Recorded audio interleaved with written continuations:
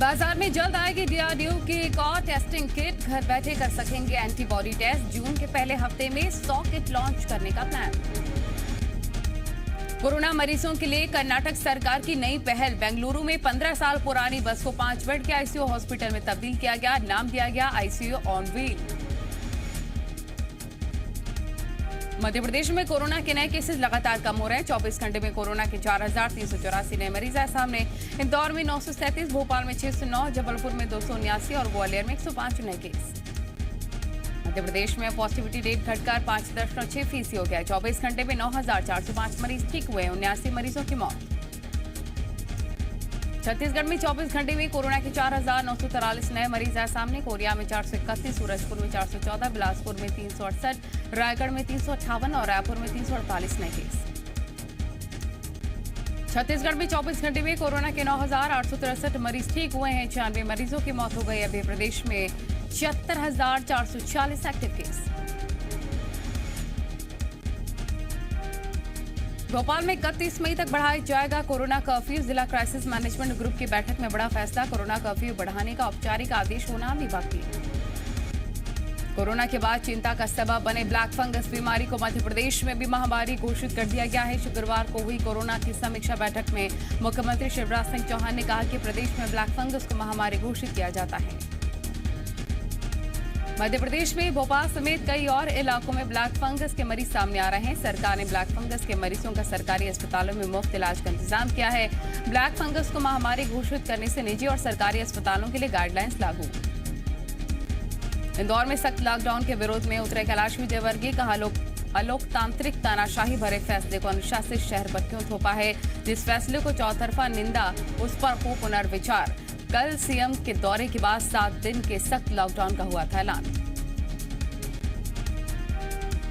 इंदौर के लोगों को कोरोना कर्फ्यू में कुछ राहत मिलने जा रही है। 1 जून से परेशान हो रहे लोग और प्रशासन ने कुछ राहत देने का फैसला लिया। इससे किराना, फल और सब्जी की दुकानें खुल सकेंगी। साथ ही कंस्ट्रक्शन लेबर को भी छूट मिलेगी। इंदौर में ज्यादा संक्रमण वाले शहरी इलाकों में एरिया स्पेसिफिक कंटेनमेंट जोन बनाए जाएंगे और उसमें टेस्टिंग और सैंपलिंग बढ़ाई जाएगी। साथ ही कंटेनमेंट जोन में लोगों की आवाजाही पर पूरी तरह से प्रतिबंध रहेगा।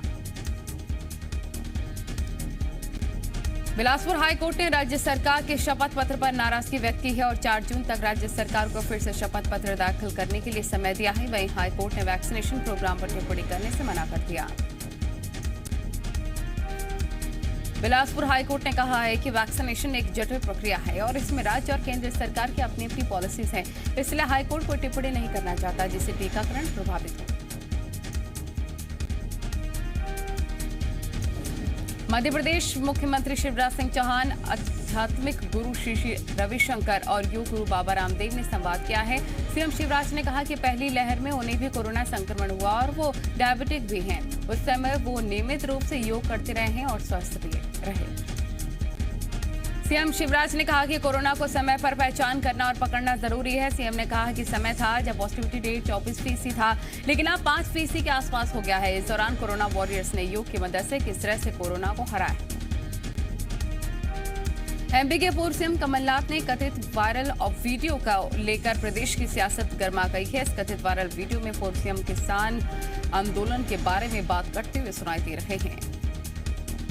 बीजेपी का आरोप है कि देश प्रदेश में उपद्रव फैलाना ही कांग्रेस का टूलकिट का हिस्सा है। वहीं कांग्रेस ने इस वीडियो को एडिटेड बताया है। कांग्रेस का आरोप है कि ये बीजेपी की डर्टी पॉलिटिक्स है। मध्य प्रदेश के पूर्व सीएम कमलनाथ ने कहा है कि मेरे पास हनी ट्रैप की पेन ड्राइव है। कमलनाथ के इस बयान पर पलटवार करते हुए सूबे के सहकारिता मंत्री ने कहा, कमलनाथ के पास जो भी सबूत है उन्हें उजागर करना चाहिए ताकि व्हाइट कॉलर वाले भी जेल पहुंच सके। अरविंद भदौरिया ने कहा कि कमलनाथ के बयान से समझा जा सकता है कि उन्होंने अपनी सरकार में मामले को दबा कर रखा। कमलनाथ पर निशाना साधते हुए कहा कि ऐसी धमकी देकर वो उमंग सिंगार को बचाना चाहते हैं। सिंगार केस से एमपी की सियासत में लौटे हनी ट्रैप पर जुबानी जंग तेज हो गई है। इंदौर दौरे पर बीजेपी प्रदेश अध्यक्ष वी डी शर्मा ने कहा है कि कमलनाथ ये बताएं कि उनके पास सीडी आई कैसे। वी डी शर्मा ने कहा है कि तत्कालीन कांग्रेस सरकार जिसके मुख्यमंत्री कमलनाथ थे, उनको एसआईटी गठित होने के बाद सीडी दी कैसे गई। हाईकोर्ट जिस मामले की निगरानी कर रहा है उसमें पूर्व सीएम के पास सीडी होना सबूतों के साथ छेड़खानी है। छत्तीसगढ़ में टोल गेट को लेकर काफी ज्यादा सियासत हो रही है। बीजेपी नेता और कार्यकर्ता आज थाने पहुंचकर गिरफ्तारी देंगे। पूर्व सीएम डॉक्टर रमन सिंह रायपुर के सिविल लाइन थाने में गिरफ्तारी देंगे। रायपुर के सिविल लाइन थाने में पूर्व सीएम डॉक्टर रमन सिंह और बीजेपी के राष्ट्रीय उपाध्यक्ष संबित पात्रा के खिलाफ रिपोर्ट दर्ज कराई गई है। उधर पुलिस की ओर से रमन सिंह को नोटिस जारी किया गया है, जिसमें उन्हें 24 मई को अपने घर पर ही मौजूद रहने समेत कई दूसरे निर्देशों का पालन करने के निर्देश हैं। विदिशा में लॉकडाउन के दौरान बेवजह बाहर घूमने वालों के खिलाफ प्रशासन सख्त नजर आ रहा है। इस दौरान कई लोगों के चालान भी काटे गए। विदिशा के गुंजबासौदा इलाके में एसडीएम राजेश मेहता ने गाड़ी से जा रहे वकील मनोज तोमर को पकड़ लिया। इस दौरान वकील ने एसडीएम से बहस शुरू कर दी। ऐसे में पुलिस की मदद से एसडीएम वकील मनोज तोमर को लेकर सिटी कोतवाली पहुंच गया और रिपोर्ट लिखने का दबाव बनाने लगा है। बुंदेलखंड के ग्रामीण इलाकों में जागरूकता की कमी के चलते लोग वैक्सीन लगवाने से साफ इनकार कर रहे हैं। निवाड़ी के कलेक्टर आशीष भार्गव जब वैक्सीनेशन के प्रति जागरूक करने एक गांव पहुंचे तो महिला ने उन पर भड़क गई, गुस्सा दिखाया। महिला ने वैक्सीन लगवाने से साफ इनकार कर दिया। निवाड़ी के कलेक्टर आशीष भार्गव ने देश भर में वैक्सीन लगवा रहे लोगों का हवाला दिया है। इसके साथ उन्होंने खुद भी वैक्सीन की पूरी गारंटी ली। सिर्फ टीकमगढ़ ही नहीं, आसपास के इलाकों में आज भी वैक्सीन को लेकर डर है। मुख्यमंत्री भूपेश बघेल ने राजीव गांधी किसान न्याय योजना के तहत 22 लाख किसानों को खरीफ सीजन 2020-21 के पहले किस्त 1500 करोड़ रुपए किसानों के अकाउंट में ट्रांसफर किए। सीएम भूपेश बघेल ने इसके साथ ही गोधन न्याय योजना के तहत 72,000 पशुपालकों को 7 करोड़ 17 लाख रुपए, गौठान समितियों और महिला स्व सहायता समूहों को 3.5 करोड़ रुपए की राशि ट्रांसफर की है। बारिश के अलर्ट के बाद भी विदिशा में प्रशासन की बड़ी लापरवाही देखने को मिली। पिछले 3 दिनों से हो रही बारिश में खुले में रखा करीब 900 टन धान भीगकर बर्बाद हो रहा है। छिंदवाड़ा के पांडुना विधानसभा के आम लोगों को 2 सर्व विद्यायुक्त एम्बुलेंस की सौगात मिली है। दोनों एम्बुलेंस कांग्रेस विधायक नीलेश उइके ने मोखेड़ी इलाके के लिए दी है। शासन गुलात और पूर्व सीएम कमलनाथ ने छिंदवाड़ा के सभी विधायकों को निर्देश दिया था कि पूर्व पीएम राजीव गांधी की पुण्यतिथि पर अपनी विधानसभा में 2 एम्बुलेंस दें। इसी के तहत एम्बुलेंस दी गई है। रतलाम के बाल संप्रेषण गृह में बाल कैदियों ने अपनी भूख हड़ताल खत्म कर दी है। जमानत अर्जी खारिज होने के बाद सभी बाल कैदियों ने गुरुवार शाम से भूख हड़ताल शुरू कर दी थी। बड़वानी के निजी साई बाबा जीवन धारा हॉस्पिटल में काम करने वाली नर्स ने अस्पताल प्रबंधन पर आरोप लगाया है कि कोरोना पॉजिटिव होने पर उसकी मां के इलाज में लापरवाही बरती जा रही थी। जब उसने इसका विरोध किया तो अस्पताल प्रबंधन छुट्टी का दबाव बनाने लग गया। नर्स का आरोप है कि प्रबंधन ने मरीज को ऐसी मशीनों को लगाकर वीडियो बनाया जिसकी मरीज को जरूरत ही नहीं थी, ताकि वो दिखा सकें कि उन्होंने इलाज किया है। वहीं पूरे मामले पर एसडीएम जांच के बाद कार्रवाई की बात कर रहे हैं। जशपुर में बगीचा एसडीएम ज्योति बबली हुजूर का ट्रांसफर कर दिया गया है। उनकी जगह अब आकांक्षा त्रिपाठी नई एसडीएम होंगी। आपको बता दें कि हाल ही में एसडीएम ज्योति बबली गुर्जर पर अधीनस्थ तहसीलदार और पटवारियों ने प्रताड़ित करने का आरोप लगाया था। विदिशा इस समय कोरोना का हॉटस्पॉट बना हुआ है। संक्रमण की चपेट में सहकारी बैंकों के कर्मचारी भी आ रहे हैं और अप्रैल और मई में ही करीब 8 कर्मचारियों की मौत हो गई, जबकि करीब 50 कर्मचारी संक्रमित हैं। विदिशा में बैंक बंद होने का सबसे ज्यादा असर किसानों पर हुआ है। समर्थन मूल्य पर गेहूं बेचने के बाद भुगतान में पहले से ही देरी हो रही थी और अब बैंक बंद होने से परेशानी और बढ़ गई। ग्वालियर में कोरोना से मौत के आंकड़ों की गुत्थी उलझी हुई है। अभी भी 200 लोगों की फाइल ये जानने के लिए अटकी हुई है कि उनकी मौत कोरोना की वजह से हुई है या फिर किसी और कारण से। ग्वालियर के सरकारी अस्पतालों के हेल्थ बुलेटिन को लेकर भी सवाल उठ रहे हैं। जेआरओ हॉस्पिटल में अभी तक कोविड वार्ड में भर्ती 938 मरीजों की मौत हो चुकी है, जिसमें से करीब 750 मरीजों की मौत का ऑडिट हुआ है। बैतूल में सरकार के आदेश के बावजूद निजी अस्पताल कोरोना के इलाज के नाम पर मरीजों से ज्यादा फीस वसूल रहे हैं। मामला अब कोर्ट तक पहुंच गया है। अधिवक्ता गिरीश गर्ग ने स्थायी लोक उपयोगी अदालत से मामले में हस्तक्षेप कर बिल्डिंग पर निजी अस्पतालों को आदेश देने की मांग की है। सरकार के आदेश के उलट सीएमएचओ ने नई रेट लिस्ट जारी की थी, जिसे विरोध के बाद कलेक्टर ने वापस कर लिया है। लेकिन लोगों के सामने ये परेशानी बनी हुई है। वहीं कोविड प्रभारी मंत्री कमल पटेल जांच कराकर अधिक वसूली गई फीस को वापस कराने की बात कह रहे हैं। खरगोन में बिजली कटौती की समस्या को लेकर करीब 7 गांव के किसानों ने कानापुर विद्युत ग्रिड का घेराव कर दिया है और नारेबाजी कर प्रदर्शन किया। किसान बिजली कटौती से नाराज हैं। खरगोन में किसानों के मुताबिक बिजली कटौती से पूरे इलाके में हजारों हेक्टेयर मिर्ची की फसल बर्बाद हो गई है। प्रदर्शन के दौरान विधायक सचिन बिरला भी मौजूद रहे, जिन्होंने विद्युत कंपनी के अधीक्षक यंत्री को बुलाकर किसानों की समस्या से अवगत कराया। बढ़ते कोरोना संकट के बीच ग्वालियर प्रशासन ने नई प्राइवेट एम्बुलेंस को भी सेवा में लगाया है, लेकिन प्राइवेट एम्बुलेंस सिर्फ ड्राइवर के भरोसे ही चल रही है। इसमें ड्राइवर के साथ कोई अटेंडेंट मौजूद नहीं। जब इस बारे में ग्वालियर स्वास्थ्य विभाग के अधिकारी आईपी नवारिया से बात की गई तो उन्होंने कहा कि प्राइवेट एम्बुलेंस की देखरेख को लेकर सरकार की तरफ से अभी कोई गाइडलाइन नहीं आई है। सतना में ट्रेनों से आने वाली यात्रियों से संक्रमण फैलने का खतरा बढ़ गया है। पिछले 4 दिन में 59 यात्रियों की कोरोना जांच रिपोर्ट पॉजिटिव आने से प्रशासन में हड़कंप मचा हुआ है।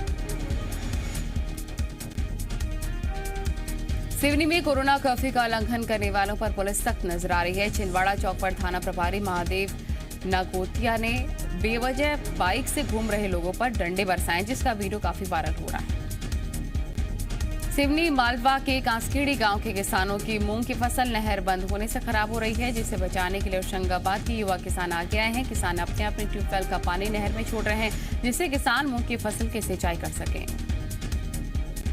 होशंगाबाद के किसान इसके लिए कोई पैसा नहीं ले रहे हैं। अपने बिजली खर्च पर हर दिन 8 से 10 घंटे तक ट्यूबवेल चलाकर पानी नहर में छोड़ रहे हैं, ताकि किसानों को सिंचाई के लिए पानी मिलता रहे। युवा किसानों के इस पहल की हर कोई तारीफ कर रहा है। ग्वालियर पुलिस ने सट्टेबाजों के एक बड़े गिरोह का खुलासा कर दिया है। पुलिस ने सट्टेबाजों के अड्डे पर रेड डालकर 17 शातिर सट्टेबाजों को पकड़ा है, जिनके पास से करीब 20,000 रुपए नकद और सैकड़ों सट्टे की पर्चियां बरामद हुई है। ग्वालियर एडिशनल एसपी हितिक वासले के नेतृत्व में मुख्य सरगना समीर के अड्डे पर कार्रवाई की गई थी, लेकिन समीर मौके से फरार हो गया, जिसकी पुलिस तलाश कर रही है। झांसी रोड थाने ने संयुक्त रूप से इस पूरी कार्रवाई को अंजाम दिया। तावते के बाद ओडिशा बंगाल के तटों पर यास तूफान का खतरा मंडरा रहा है। मौसम विभाग ने 5 राज्यों को जारी किया अलर्ट। 24 मई को टकरा सकता है चक्रवाती तूफान। राजधानी में गरज के साथ फिर से बरसे बादल। रात भर दिल्ली एनसीआर में तेज हवाओं के साथ बारिश होती रही। तापमान गिरने से ठंड का एहसास। केंद्र ने वेरिएबल डीए में बढ़ोतरी कर दी है। लगभग 1.5 करोड़ वर्कर्स को मिलेगा लाभ। एसबीआई ने मार्च तिमाही में किया है शानदार प्रदर्शन। एसबीआई के मुनाफे में 80% का भारी उछाल। 2022 से पेटीएम और फोन पे जैसे वॉलेट से एक दूसरे में बदलने की सुविधा है। रिजर्व बैंक ने जारी किया सर्कुलर। श्रीलंका क्रिकेट में भूचाल। खिलाड़ियों ने अपना है बागी तेवर। भारत के खिलाफ सीरीज पर पड़ सकता है असर। एयर इंडिया सर्वर से यात्रियों के डेटा लीक। चुराई गई है पासपोर्ट और क्रेडिट कार्ड की जानकारियां। अगस्त 2011 और फरवरी 2021 के बीच किया गया cyber attack. Wicketkeeper Riddhiman Saha ने बताया है कि ऋषभ पंत को इंग्लैंड में होने वाले अपने आगामी टेस्ट मैचों में टीम इंडिया का फर्स्ट चॉइस विकेटकीपर।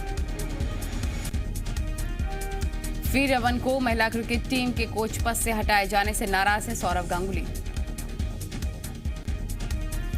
तेज गेंदबाज बॉयड रैंकिंग ने अंतर्राष्ट्रीय क्रिकेट से ले लिया है संन्यास। इंग्लैंड और आयरलैंड के लिए अंतर्राष्ट्रीय क्रिकेट खेला गया था। इजरायल और हमास के बीच युद्ध विराम के बाद भी नहीं थमा है संघर्ष। जुमे की नमाज के बाद अल-अक्सा मस्जिद के बाहर फेंके गए पेट्रोल बम, जमकर हुई पत्थरबाजी। वेस्ट बैंक में फिलिस्तीनियों ने आतिशबाजी की है। लोगों ने जोश में आकर धार्मिक नारे भी लगाए। सीजफायर को अपनी जीत मान रहा है हमास। गाजा में हजारों लोगों ने ढोल नगाड़े बजाकर मनाया जश्न। गाजा के 12 साल के नन्हे रैपर का वीडियो सोशल मीडिया पर वायरल हो रहा है। बच्चे ने रैप के जरिए सुनाई फिलिस्तीन की बर्बादी की कहानी। इजराइल के प्रधानमंत्री बेंजामिन नेतन्याहू ने तल्ख शब्दों में दी चेतावनी। कहा कि फिर हमला किया गया तो फिर उसका नए सिरे से पूरी ताकत से जवाब दिया जाएगा। न्यूयॉर्क सिटी पर बढ़ा ग्लोबल वार्मिंग का खतरा। 8 से 10 फीट ऊंचा उठाया जा रहा है नदी का तट। 2012 में सुपर स्टॉर्म ने मचाई थी तबाही। आंध्र प्रदेश में सोनू सूद के पोस्टर पर लोगों ने चढ़ाया दूध। कोरोना काल में बताया मसीहा। सोनू सूद ने कहा ये उनके लिए किसी सम्मान से कम नहीं।